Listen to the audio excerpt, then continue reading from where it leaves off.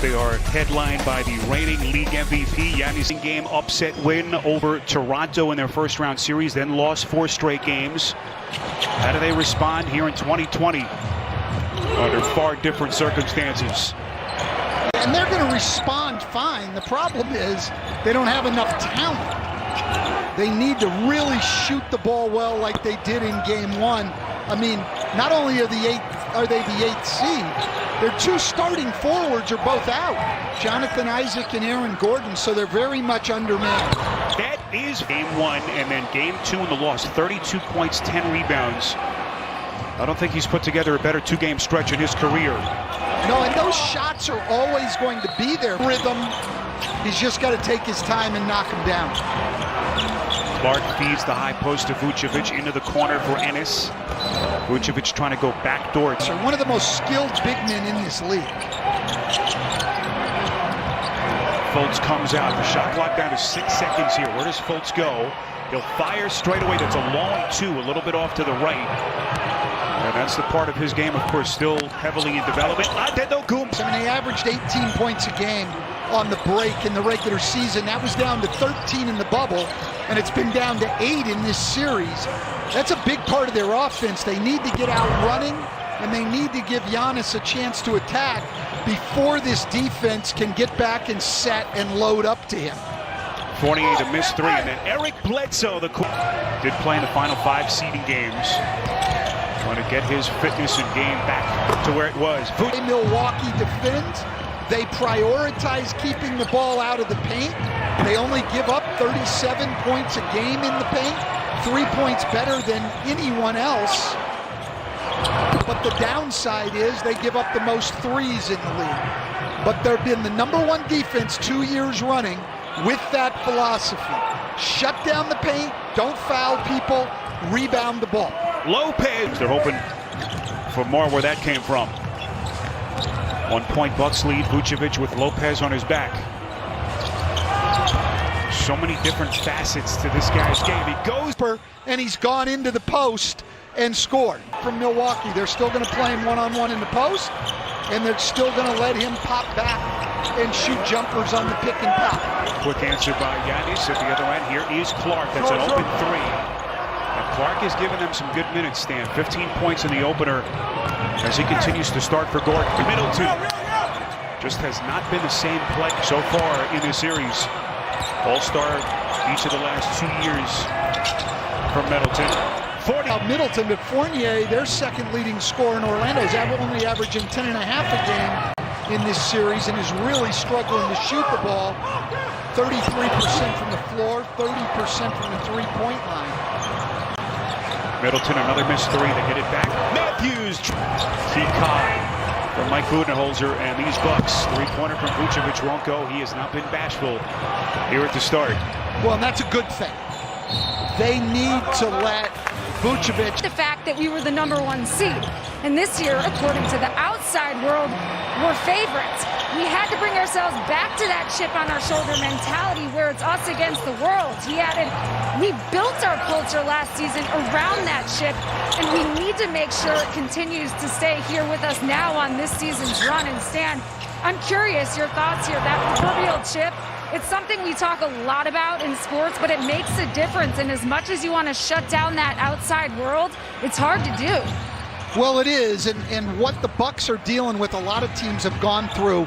When you're on the rise like they were, this year the expectations are higher. Anything less to getting to the finals will be viewed as a failure. It takes a lot of the joy out of it if you let it, and that's something the Bucks are going to have to battle on this run. Ennis to the rim, and it 9 cents. Farouk Amino went out early in the year, then Jonathan Isaac, then Isaac came back and got hurt again, and now Gordon out. So they had really built, especially their defense, around the abilities of those 3 guys. They have none of them. So Gary Clark's made it work out of necessity, but it's certainly not ideal. Nice finish by Fultz. Aaron Gordon getting a little bit closer, starting to do a little bit more running, according to what Steve Clifford told us earlier today. Magic quickly down the floor, Fultz to skip. Ennis thought about it. Tiptoes baseline, goes left, blocked inside. So 4-point lead for the Bucks. Middleton, got it. Antetokounmpo takes a seat for Milwaukee here. Fournier to skip a little bit too high. So here is George Hill now manning the point for the Bucks. Budenholzer goes a little bit smaller. Dante DiVincenzo has also checked in. Middleton starting to play with some more confidence. And now Fultz for the Magic. And another turnover. Second committed by Fultz. Lopez on a deep three. Not even close, and the rebound by Birch. Lopez's three-point effectiveness has dipped a little bit each of the last couple of years. And Steve Clifford's team, Stan, as you know, have been very good in that category. Very low turnover percentage. They were fourth lowest, in fact, this year in the league. And DJ Augustine. Now Wesley Iwundu is checked in. Back rim, no. Birch keeps it alive, but it's taken by Robin Lopez, who's just come on. Williams wants to take it against Ross, misses. And the rebound is ladders. And coaches, and especially their families, will tell you they didn't always like me, but they loved my wife because they knew she cared about them and their families as people. She's beloved among the people that we've been around in the NBA. Happy birthday to Mrs. Vince. We've got the Lopez brothers here. We've got two of the three Holiday brothers playing together in Indiana. That's pretty amazing. Got the Van Gundy brothers both here as well. It's a family affair, Stan. On the same team playing, you wouldn't be here right now in the playoffs, I tell you that.